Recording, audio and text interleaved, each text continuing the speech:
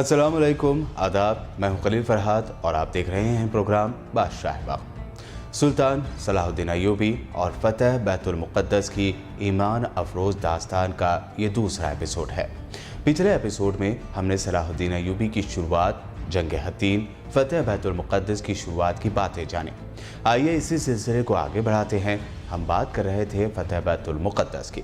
بیت المقدس فتح کرنے کے بعد سلطان ایوبی نے عیسائیوں کو تاریخ میں مسلمانوں کو بدنام کرنے کی ردی برابر بھی وجہ نہ دی۔ انہوں نے جو بہترین سلوک فتح کے بعد عیسائیوں کے ساتھ کیا وہ تاریخ میں درج ہو گیا۔ وہ 2 اکتوبر 1187 کی تاریخ اور جمعہ کا دن اور پھر جو رات آئی تھی وہ بھی مقدس شب معراج کی۔ دنیا کے 3 سب سے بڑے مذاہب اسلام، یہودیت اور عیسائیت کے مقدس مقام تو وہیں انبیاؤں کی سرزمین بیت المقدس میں تقریباً 90 سالوں بعد سلطان صلاح الدین ایوبی کی قیادت میں ایک بار پھر مسلمانوں کی حکمرانی کا دور شروع ہوا تھا۔ شہر کی فصلوں پر ایوبی پرچم لہرایا گیا تھا اور مذہبی مقامات سے عیسائیت یعنی کرسچینٹی کی علامات ہٹانے کا کام شروع کیا گیا تھا۔ خاص بات ہے کہ یروشلم یا جیروشلم جنگ کے نتیجے میں نہیں بلکہ ایک محاصرے یعنی گھیراؤ کے بعد شہر کے عیسائیوں اور سلطان صلاح الدین ایوبی کے درمیان ڈیل کے نتیجے میں مسلمانوں کے حوالے کیا گیا تھا۔ شہر کا ہر باشندہ ڈیل میں طے کی گئی رقم ادا کر کے آزادی سے کسی دوسرے عیسائی علاقے میں جا سکتا تھا۔ جو لوگ پہلے ہونے والے ممکنہ ظلم کا سوچ کر پریشان تھے اب اس فکر میں تھے کہ اپنی آزادی خریدنے کے لیے پیسے کہاں سے لائیں۔ 2 اکتوبر کے دن اور آنے والے کئی ہفتوں تک شہر سے لوگ رقم ادا کر کے جاتے رہے۔ اس رقم کو ادا کرنے سے قاصر لوگ دوسروں سے مدد مانگتے رہے اور ان میں سے ہزاروں کی مدد خود سلطان صلاح الدین ایوبی اور ان کے بھائی سیف الدین یا ملک عادل نے ذاتی طور پر یعنی اپنی جیب سے رقم ادا کر کے کی۔ اتنا ہی نہیں، بہت سے غریب عیسائیوں کو شہر کے سابق عیسائی حکمرانوں کی درخواست پر بغیر تاوان یعنی طے شدہ رقم ادا کیے بغیر بحفاظت جانے دیا گیا۔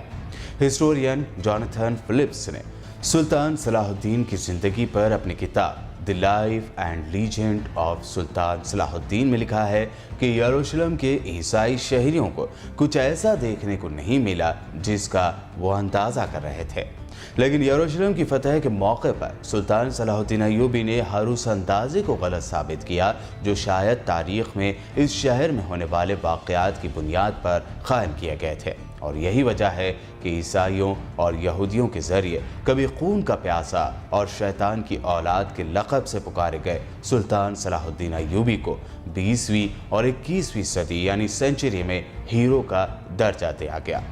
دراصل اس زمانے میں سوائے مسلم افواج کے ہر مذہب کی فوج جب کوئی علاقہ، شہر یا ملک فتح کرتی تو وہاں سوائے خون ریزی اور ظلم کے کوئی اور منظر نہ دکھائی دیتا تھا۔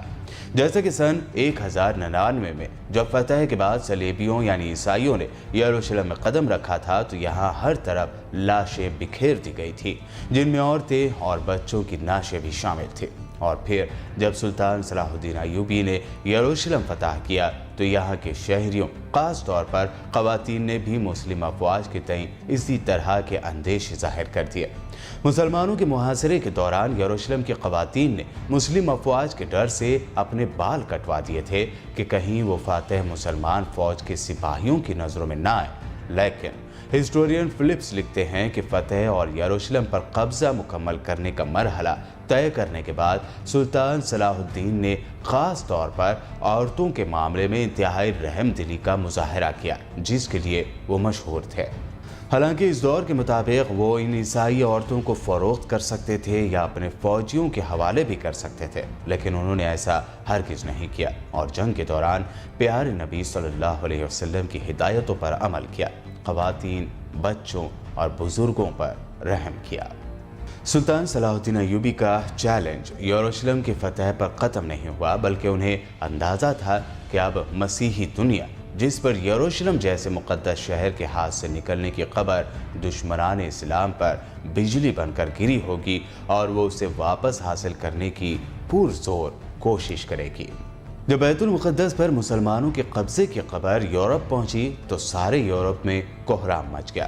ہر طرف لڑائی کی تیاریاں ہونے لگی۔ جرمنی، اٹلی، فرانس اور انگلینڈ سے فوجوں پر فوجیں فلسطین روانہ ہونے لگی۔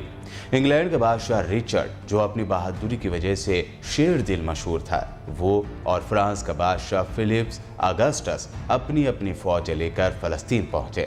یورپ کی اس متحدہ فوج کی تعداد 6 لاکھ تھی۔ جرمنی کا بادشاہ فریڈرک باربروسا بھی اس مہم میں ان کے ساتھ تھا۔ عیسائی دنیا نے اس قدر لاتعداد فوج ابھی تک کسی جنگ میں فراہم ہی نہ کی تھی۔ یہ عظیم الشان لشکر یورپ سے روانہ ہوا اور عکا شہر کی بندرگاہ کا محاصرہ یعنی گھیراؤ کر لیا۔ اگرچہ سلطان صلاح الدین نے تنہا عکا شہر کی حفاظت کے تمام انتظامات مکمل کر لیے تھے، لیکن صلیبیوں کو یورپ سے مسلسل کمک یعنی مدد پہنچ رہی تھی۔ ایک لڑائی میں 10,000 عیسائی سپاہی قتل ہوئے، مگر صلیبیوں نے اپنا محاصرہ جاری رکھا۔ لیکن پھر وہی رونا ہے جو آج فلسطین کو لے کر ہے، یعنی کسی اور اسلامی ملک نے سلطان صلاح الدین ایوبی کی طرف مدد کا ہاتھ نہیں بڑھایا۔ اسی لیے صلیبی ناکہ بندی کی وجہ سے عکا کے شہری اور سلطان ایوبی کا تعلق ٹوٹ گیا، اور باوجود پوری کوشش کے سلطان ایوبی مسلمانوں کو مدد نہ پہنچا پائے۔ عیسائیوں کے عظیم لشکر کے طویل عرصے تک محاصرے سے تنگ آ کر اہل شہر نے امان کے وعدے پر شہر کو عیسائیوں کے حوالے کر دیا۔ عیسائیوں اور مسلمانوں کے درمیان ڈیل ہوئی، جس کے مطابق مسلمانوں نے 2 لاکھ اشرفیاں بطور تاوان جنگ ادا کرنے کا وعدہ کیا، اور صلیب اعظم اور 500 مسیحی قیدیوں کی واپسی کی شرائط طے کرتے ہوئے مسلمانوں نے ہتھیار ڈال دیے۔ مسلمانوں کو اجازت دے دی گئی وہ تمام مال اسباب لے کر شہر سے نکل جائیں، لیکن رچرڈ نے بدعہدی کی اور محصورین مسلمانوں کو قتل کر دیا۔ عکا شہر کے بعد صلیبیوں نے فلسطین کی بندرگاہ اسقلان یا اشقلان کا رخ کیا۔ اسقلان پہنچنے تک عیسائیوں کا سلطان کے ساتھ 11-12 بار مقابلہ ہوا، اور سب سے اہم معرکہ ارسوف کا تھا۔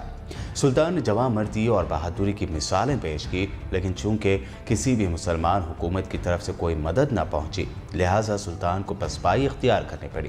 واپسی پر سلطان نے اسقلان کا شہر خود ہی تباہ کر دیا، اور جب صلیبی وہاں پہنچے تو انہیں اینٹوں کے ڈھیر کے سوا کچھ بھی نہ حاصل ہوا۔ اسقلان یا اشقلان سے واپس پیچھے لوٹنے کے بعد سلطان صلاح الدین ایوبی نے بیت المقدس کی حفاظت کی تیاریاں مکمل کی، کیونکہ اب صلیبیوں کا نشانہ بیت المقدس تھا۔ سلطان نے اپنی مختصر سی فوج کے ساتھ اس قدر عظیم لاؤ لشکر کا بڑی جرأت اور حوصلے سے مقابلہ کیا۔ جب فتح کی کوئی امید باقی نہ رہی تو صلیبیوں نے صلح کی درخواست کی۔ اس وقت اگر کوئی اسلامی حکومت سلطان صلاح الدین ایوبی کی مدد کے لیے پہنچتا تو اس وقت حالات کچھ اور ہوتے، لیکن ایسا نہ ہونے پر سلطان ایوبی اور عیسائیوں کے درمیان پیس ڈیل ہوئی۔ اس ڈیل کے بعد تیسری صلیبی جنگ کا خاتمہ ہو گیا۔ اس صلیبی جنگ میں سوائے عکا شہر کے عیسائیوں کو کچھ بھی حاصل نہ ہوا، اور وہ ناکام واپس ہوئے۔ انگلینڈ کا بادشاہ کنگ رچرڈ سلطان کی فیاضی اور بہادری سے بہت متاثر ہوا۔ دوسری جانب جرمنی کا بادشاہ بھاگتے ہوئے دریا میں ڈوب کر مر گیا۔ وہیں ان جنگی مقابلوں میں تقریباً 6 لاکھ عیسائی سپاہی ہلاک ہو گئے۔ بہرحال عیسائیوں اور سلطان ایوبی کے درمیان ہونے والے ڈیل کے مطابق یہ طے کیا گیا کہ بیت المقدس بدستور مسلمانوں کے پاس رہے گا۔ ارسوف، حیفا، یافا اور عکا کے شہر صلیبیوں کے قبضے میں چلے گئے۔ اسقلان آزاد علاقہ تسلیم کیا گیا۔ زائرین یعنی پلگرمز کو آنے جانے کی اجازت دی گئی۔ صلیب اعظم بدستور مسلمانوں کے قبضے میں رہی۔ تیسری صلیبی جنگ میں سلطان صلاح الدین ایوبی نے ثابت کر دیا کہ وہ دنیا کے سب سے طاقتور ترین حکمراں ہے۔ عیسائیوں سے صلح یعنی کمپرومائز ہو جانے کے بعد سلطان صلاح الدین ایوبی نے عیسائیوں کو بیت المقدس کی زیارت کی اجازت دے دی۔ اجازت ملنے پر یورپ کے زائرین جو برسوں سے انتظار کر رہے تھے اس کثرت سے ٹوٹ پڑے کہ انگلینڈ کے کنگ رچرڈ کے لیے انتظام قائم رکھنا مشکل ہو گیا، اور اس نے سلطان سے کہا کہ وہ اس کی پرمیشن کے بغیر کسی کو بیت المقدس میں داخل نہ ہونے دے۔ لیکن سلطان ایوبی نے جواب دیا کہ زائرین بڑی بڑی مسافتیں یعنی لمبا سفر طے کر کے زیارت کے شوق میں آتے ہیں، ان کو روکنا مناسب نہیں۔ سلطان ایوبی نے نہ صرف یہ کہ ان کے عیسائی زائرین کو ہر قسم کی آزادی دی، بلکہ اپنی جانب سے لاکھوں زائرین کی مدد کی، انہیں راحت اور آسائش مہیا کی، اور ان کے لیے دعوت کا بھی انتظام کرایا۔ सुल्तान सलाहुद्दीन अय्यूबी का गैर मुस्लिमों से सलूक ऐन इस्लामी तालीमात के मुताबिक था और ये इसका सबूत है कि इस्लामी हुकूमत में गैर मुस्लिमों के हुकूक भी उसी तरह महफूज हुए हैं जिस तरह मुसलमानों के। आइए एक नज़र डालते हैं सुल्तान अय्यूबी के फलाही कामों पर। काहिरा पर कब्जे के बाद जब आपने यानी सुल्तान अय्यूबी ने उस दौर के हुक्मरानों के महल्लात का जायज़ा लिया तो वहाँ बेशुमार जवाहरात और सोने चांदी के बर्तन जमा थे। सलाहुद्दीन अय्यूबी ने ये सारी चीज़ें अपने कब्जे में लाने के बजाय बैतुल माल में दाखिल करा दी। महल्लात को आम इस्तेमाल में लाया गया और एक महल में अजीम व शान खानक़ाह कायम की गई। पता चलता है कि मिस्र पर सुल्तान के कब्जे से पहले यहाँ मदरसे कायम नहीं किए गए थे। तब शाम में यानी सीरिया में तो नूरुद्दीन ज़ंगी के ज़माने में मदरसे और शिफाखाने कायम हुए, लेकिन मिस्र अब तक महरूम था। सलाहुद्दीन ने यहाँ कसरत से मदरसे और शिफाखाने कायम किए। उन मदारिस में तलबा के क़याम व ताम यानी रहने और खाने का इंतज़ाम भी हुकूमत की तरफ से होता था। मिस्र के शहर कायरा में सुल्तान सलाहुद्दीन अय्यूबी के कायम करदा शिफाखाने के बारे में एक टूरिस्ट इब्न जुबैर लिखते हैं कि ये शिफाखाना एक महल की तरह मालूम होता है जिसमें दवाओं का बहुत बड़ा ज़ख़ीरा है। उन्होंने औरतों के शिफाखाने और पागल खाने का भी जिक्र किया है। नूरुद्दीन ज़ंगी की तरह सलाहुद्दीन अय्यूबी की ज़िंदगी भी बड़ी सादा थी। रेशमी कपड़े उन्होंने कभी इस्तेमाल नहीं किए और रहने के लिए महल की जगह मामूली सा मकान होता था। सुल्तान अय्यूबी एक सच्चे और पक्के मुसलमान थे। लड़ाइयों में उन्होंने ईसाइयों के साथ इतना अच्छा सलूक किया कि ईसाई आज भी उनकी इज्जत करते हैं और फिर उनके इंतकाल का तकलीफ दह दिन भी सबको यूं ही नहीं रुला गया। 4 मार्च 1193 54-55 साल की उम्र में सुल्तान सलाहुद्दीन अय्यूबी दमिश्क में इंतकाल कर गए। उन्हें मस्जिद उमिया के पास सुपुर्द खाक किया गया।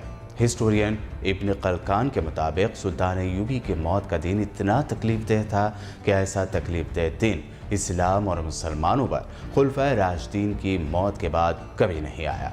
मशहूर ब्रिटिश हिस्टोरियन लेनपोल ने भी सुल्तान अय्यूबी की बड़ी तारीफ करते हुए लिखा है कि उनके हम असर बादशाहों और उनमें एक अजीब फ़र्क था। बादशाहों ने अपने जाह व जलाल के सबब इज्जत पाई और सुल्तान अय्यूबी ने आवाम से मोहब्बत और उनके मामलात में दिलचस्पी लेकर उनके दिलों पर राज किया। जानशीनी के मामले में सुल्तान सलाहुद्दीन अय्यूबी ने वही गलती की जो सबसे पहले हारून रशीद ने की थी और सल्जूकियों के बाद से तमाम हुक्मरान करते चले आ रहे थे। उन्होंने ज़माने के गलत रिवाज के तहत अपनी सल्तनत 3 लड़कों में तकसीम कर दी। नतीजा ये हुआ कि ताकतवर सल्तनत तकसीम होकर कमज़ोर पड़ गई। फिर भी अय्यूबी ख़ानदान के उन चंद लायक हुक्मरानों जिनमें सुल्तान सलाहुद्दीन अय्यूबी के भाई मलिक आदिल और उनके बेटे यानी फर्जंद मलिक कामिल काबिल ज़िक्र हैं। उन्होंने मिस्र यानी इजिप्ट, शाम यानी सीरिया, हिजाज और यमन को तकरीबन 60 सालों तक बड़ी हद तक मुत्तहद रखा। 648 हिजरी में अय्यूबी ख़ानदान की हुकूमत ख़त्म हो गई और उनकी जगह तुर्क ग़ुलामों की हुकूमत कायम हुई जो ममलूक कहलाए। बैतुल मुक़द्दस पर तकरीबन 761 साल से ज़ायद अरसे तक मुसलसल मुसलमानों की हुकूमत उस वक्त तक रही जब तक कि 1948 यानी 1948 में अमेरिका, ब्रिटेन, फ्रांस की साजिश से फ़लस्तीन के इलाके में यहूदी सल्तनत कायम की गई और बैतुल मुक़द्दस का आधा हिस्सा यहूदियों के कब्ज़े में चला गया। और फिर साल 1967 की अरब इसराइल जंग में बैतुल मुक़द्दस पर इसराइलियों ने पूरी तरह कब्जा कर लिया। बैतुल मुक़द्दस की फतह के बाद यहूदियों, ईसाइयों और मुसलमानों के मिलकर रहने के लिए जिस प्लान और सबक को सलाहुद्दीन अय्यूबी ने बनाया था उसी के लिए साल 2009 से अक्टूबर के महीने में सलाहुद्दीन डे यानी यौम सलाहुद्दीन मनाया जाता है। सुल्तान अय्यूबी की गैर मुस्लिमों में मकबूलियत का अंदाज़ा इस बात से भी लगाया जा सकता है कि ब्रिटेन की रॉयल नेवी ने फर्स्ट वर्ल्ड वॉर के दौरान एक जंगी जहाज़ यानी वॉर प्लेन को HMS सलाडन का नाम दिया है। फिर 1959 यानी 1959 और फिर 1994 यानी 1994 के दरमियान ब्रिटिश आर्मी ने सलाहुद्दीन अय्यूबी के नाम से एक बख्तरबंद गाड़ी बनाई जिसे सलाडिन का नाम दिया गया। ब्रिटेन की इस फौजी गाड़ी को नॉरफोक टैंक म्यूजियम में रखा गया है। क्या आप जानते हैं कि जब सुल्तान सलाहुद्दीन अय्यूबी की वफ़ात हुई थी तो उस वक्त उनके पास कितनी दौलत थी? आजकल के हुक्मरानों के बिल्कुल खिलाफ सुल्तान सलाहुद्दीन अय्यूबी के पास करोड़ों के बैंक बैलेंस, जवाहरात, یا محلات نہ تھے، بلکہ تاریخ شاہد ہے کہ جب اس عظیم رہنما کا انتقال ہوا تو ان کے پاس صرف ایک سونے کی اور 40 چاندی کی اشرفیاں تھیں۔ نیک دل بہادر فاتح نے اپنی تمام دولت اپنی زندگی میں ہی غریبوں میں تقسیم کر دی تھی، اور وفات کے وقت اتنی رقم بھی نہ تھی کہ ان کی نماز جنازہ کا انتظام کیا جا سکتا۔ یہ تھے فاتح بیت المقدس، عوام کے دلوں میں اپنی رحم دلی، فیاضی اور حسن سلوک سے راج کرنے والے فلسطینیوں کی آج کی پکار، سلطان صلاح الدین ایوبی۔